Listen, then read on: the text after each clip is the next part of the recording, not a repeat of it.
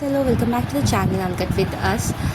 আজকে যেই ব্লগটা দেখাচ্ছি সেটা বেশ 1-2 বছর আগের ভিডিওটা এডিট করা ছিল, কিন্তু ভয়েস ওভার দেওয়া ছিল না। তো ভাবলাম একটু ভয়েস ওভার দিয়েই দিই, এই সময়টা আমি পাই না, তো দেওয়া হয়ে ওঠে না।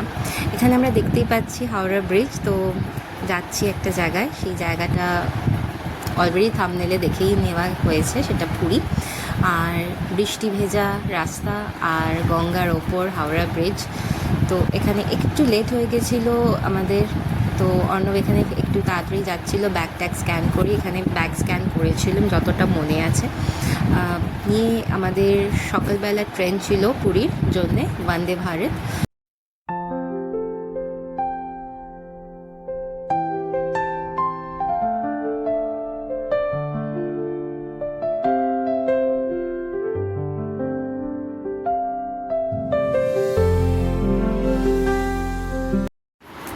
ট্রেনে উঠে লাগেজ রেখে সিটটা দেখলাম আমাদের বেশ ভালো সিট পড়েছিল, মাঝখানে একটা টেবিল ছিল।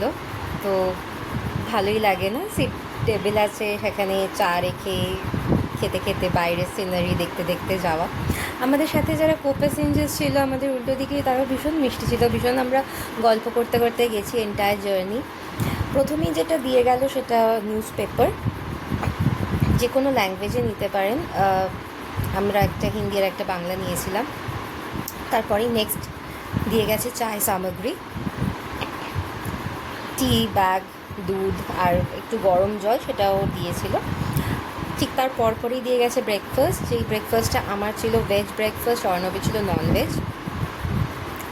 এখানে একটা স্যানিটাইজারও দিয়েছিল, আর সাথে করে এখানে bread, butter, jam, sauce, juice, biscuit, আর এইটার মধ্যে ছিল দুটো vegetable chop with boiled peas. ভালো খেতে ছিল, খুব খারাপ ছিল না, আমার ঠিকই লেগেছে, খাওয়াই যায় ঠিকঠাক। প্রথমে যেটা খেলাম চা, এরপর একটা একটা করে স্টেশন পেরিয়ে পুরীর দিকে চলা। বৃষ্টি হচ্ছিল ওই দিন ভীষণ, আর রাস্তাঘাট চারিদিকে ভেজা, আর বাইরে থেকে দেখা যাচ্ছে যেখানে প্রচুর কাশফুল হয়ে রয়েছে। আমরা দুর্গাপুজোর আগেই গেছিলাম, যার জন্য কাশফুলটা আমরা অনেক দেখেছি।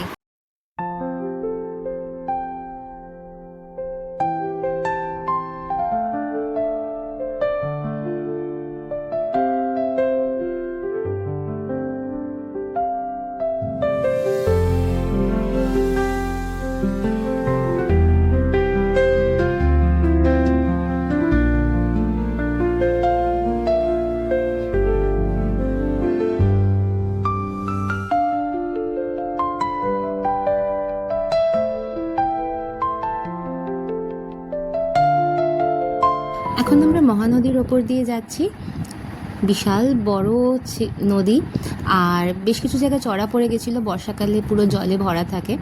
এটা ভুবনেশ্বর স্টেশন ক্রস করে এখন আমরা পুরীতে ঢুকলাম। ট্রেন রাইট অন টাইমই ছিল। যেটা আমরা ভুল করেছিলাম এই ট্রিপে, সেটা আমরা ভেবেছিলাম যে পুরীতে গিয়ে আমরা হোটেল বুক করে নেব, কারণ একটু অফ সিজন, হোটেল পেয়েও যাব, গিয়েই বুক করে নেব। আর প্ল্যানটাও খুব তাড়াতাড়ি কয়েক দিনের মধ্যেই আমরা ঠিক করেছিলাম যে পুরী যাব। তো সেই মতন আর হোটেল আর বুক করিনি, এসে করব স্বর্গদ্বারের দিকে। আর এখানেই আমাদের ভুল হয়ে গেছে, সব সময় সিজন হোটেল বুক করেই আসা উচিত ছিল। ভুলটা কি সেটা চলো পরে বলছি। স্বর্গদ্বারে এসে আমরা একটাও হোটেল খুঁজে পাইনি, আমরা পেয়েছিলাম একটু লাইট হাউসের দিকে, পেছনের দিকে, স্বর্গদ্বার থেকে খুব বেশি দূর। এখন আমরা যাচ্ছি মন্দিরে। মন্দিরের ভেতরে তো ভিডিও করতে পারবো না, তো যাওয়াটাই একটুখানি ক্যাপচার করছি। আমরা খুব বেশি হোটেল সমুদ্র থেকে দূরে নিই আমাদের হোটেল, সমুদ্র সামনে দেখাচ্ছি একটু পরে। আর মোটামুটি পেয়েছি একটা হোটেল, কারণ আমরা হোটেল বুক করে আসিনি, বুক আমরা এসে করেছি। তো চলো একটু সমুদ্র দেখিয়ে দিই। না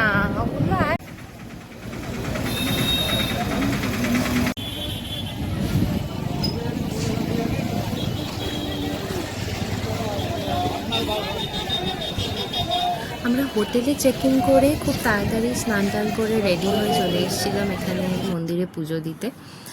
মন্দিরে তো ক্যামেরা নিয়ে যাওয়া যাবে না, তখনই বললাম। আর তারপর পুজো দিয়ে বেরিয়ে আবার একটু সন্ধেবেলায় মন্দিরের বাইরেটা একটু তুলে ধরেছি ক্যামেরায়। এরপর আবার সমুদ্রের পাড়ে যাওয়া।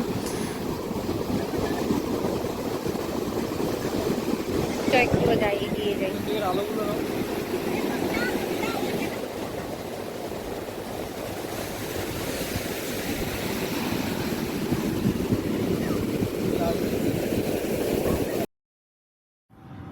এবারে এখানে স্বর্গদ্বারের মার্কেটে একটু ঘুরে দেখা। আর এখান থেকে আমি একটু বাসন কিনেছিলাম পুজোর, আমার বাড়িতে কালী পুজো হয়, তো কালী পুজোর জন্য একটু পুজোর বাসন কিনেছিলাম। তারপর যেটা আমি গেলে করি, মেয়েরা তো শপিং করতে ভালোই বাসে, তো যে কোনো জায়গাতে গেলে যদি আমি শাড়ি দেখি তো আমার সেই জায়গায় শাড়ি নিতে ভীষণ ভালো লাগে। তো এখানে আমি শাড়ি নিচ্ছিলাম। এই শাড়িটা নিয়েছি আমি শাশুড়ির জন্য, আর আরও দুটো শাড়ি নিয়েছি, এখানে ভিডিওতে ধরা হয়নি। তো শাড়ি নিতে একটা মার জন্য আর একটা আমার জন্য। এরকম তিনটে শাড়ি আমি ম্যান্ডেটরিলি কিনি যদি শাড়ি কিনতেই হয় ঘুরতে গিয়ে। আর তারপরেই নেমে গেল বৃষ্টি। আমাদের আরও একটু কেনাকাটা বা একটু ঘোরার ছিল, বাইরে একটু খাওয়া দাওয়ার ছিল, সেটা হলো না। এখানে মুষলধারে বৃষ্টি নেমে গেল, তো এখানে ঠিক করা হলো যে আমরা খাবারটা নিয়ে হোটেলে চলে যাব। এরপর হোটেলে সারা রাতের ব্যাপার। এখানে আবার আমরা পরের দিন সকালে ভিডিও ক্লিপ শুরু হয়ে গেছে। হোটেলে গিয়ে আর অ্যাজ সাচ কিছু ভিডিও করা যায়নি, কারণ এর মাঝে ঘটে গেছিল একটা কাণ্ড, সেটা ভৌতিক কাণ্ডই বলা যেতে পারে, ভৌতিক কাণ্ডই, সেটা পরে বলছি। মাঝরাত থেকে ঘরের মধ্যে শুরু হয় নানান রকম কাণ্ড। সেটা জানি না কতটা সত্যি কতটা মিথ্যে, তবে আমরা শুয়ে পড়েছিলাম, ঘুমিয়েও পড়েছিলাম, কিন্তু হঠাৎ আমি বুঝতে পারি যে অর্ণব বিছানার কোনায় কোথাও একটা শুয়ে রয়েছে, যেখানে ওকে আমি টেনে ধরার চেষ্টা করি, কিন্তু ঘর এমনই কমপ্লিটলি ডার্ক যে কোনোভাবে বাইরের কোনো আলো ঢোকার কোনো জায়গা ছিল না। এবং ওকে আমি যখন হাত দিয়ে ধরে রেখে টানার চেষ্টা করি যে তুমি ওঠো, ও কিছুতেই উঠতে চায় না। অদ্ভুত চোখ লাল, অদ্ভুতভাবে তাকিয়ে আছে। কোনো একটা পয়েন্টে আমার মনে হয়েছিল যে ছেড়ে দিই, এটা মনে হয় অর্ণব নয়। এরপরে আস্তে আস্তে আরও অনেকক্ষণ পর আলো আসে এবং নানান রকম জিনিস হতে থাকে। এসি না চালালেও এসি থেকে ঠান্ডা হাওয়া বেরোতে থাকে, ঘরের লাইট সারাক্ষণই কাঁপতে থাকে, কিছু একটা কোনো আওয়াজ বা কিছু নানান রকম জিনিস, যখন যা ভয় পাওয়া সেগুলোই হচ্ছে। এই সব নানান জিনিস ঘটেছিল, যেটা আমি জানি না ভাষায় কতটা আমি ভিডিওতে বলে বোঝাতে পারবো। যা ঘটেছিল সেটা আমার মনে আছে। তো তারই আফটার এফেক্ট যেটা দেখলে আমরা সি বিচে দুপুরে বসে ঘুমিয়েছি, আমরা হোটেল চেঞ্জ করি ওখান থেকে, রাত্রিবেলা মাঝরাতে উঠে এখানে অর্ণব খাচ্ছে, শুধু ফেরার অপেক্ষা। পরের দিন কখন সকাল হবে, মাঝরাত্রে আমরা ট্রেন থেকে হোটেল থেকে বেরিয়ে ট্রেন ধরি, এবং আমাদের এখানে ট্রেন ছিল যেই টাইমে, আমরা সেই টাইমেই ট্রেন ধরি যে কখন আমরা বাড়ি ফিরবো। ভীষণই বাজে একটা এক্সপিরিয়েন্স নিয়ে আমাদের ফিরে আসতে হয়। আমি জানি না এটা কতটা সায়েন্টিফিক্যালি ঠিক না ভুল, ভূত আছে না কিছু আছে, তবে যেটুকু মনে হয়েছে সেটা তো ডেফিনেটলি কোনো একটা এনার্জি বা কিছু তো ছিল, কোনো এনার্জি বা কোনো এন্টিটি, কিছুর প্রেজেন্স ডেফিনেটলি ছিল। তা না হলে অত জিনিস ঘটতে পারে না।